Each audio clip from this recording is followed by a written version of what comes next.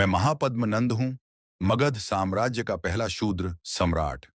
मेरे शासन से शुरू हुआ नंद वंश। मैंने शिशुनाग वंश के अंतिम राजा महानंदिन को पराजित किया और 345 ईसा पूर्व के आसपास मगध की गद्दी संभाली। मेरी राजधानी थी पाटलिपुत्र। लोग मुझे कहते थे एकराट, अर्थात संपूर्ण भारत का सम्राट। पुराणों में मुझे कहा गया उग्रसेन और सर्वक्षत्रांतक, क्योंकि मैंने उन सभी क्षत्रिय वंशों का अंत कर दिया जो मगध की सत्ता को चुनौती देने की हिम्मत रखते थे। मैंने काशी, अवंती, कुरु, अश्मक, वैतिह जैसे राज्यों को अपने अधीन किया। मेरी सेना थी विशाल, हजारों हाथी, घोड़े और सैनिकों से सुसज्जित।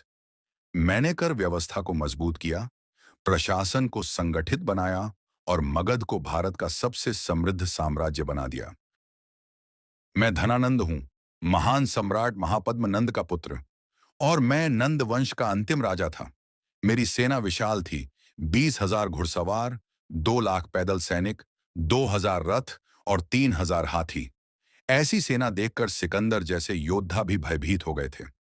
उसने भारत के उत्तर पश्चिम में कदम तो रखा, पर मेरी ताकत की खबर सुनकर गंगा घाटी की ओर बढ़ने की हिम्मत नहीं कर सका। पर समय बदल चुका था।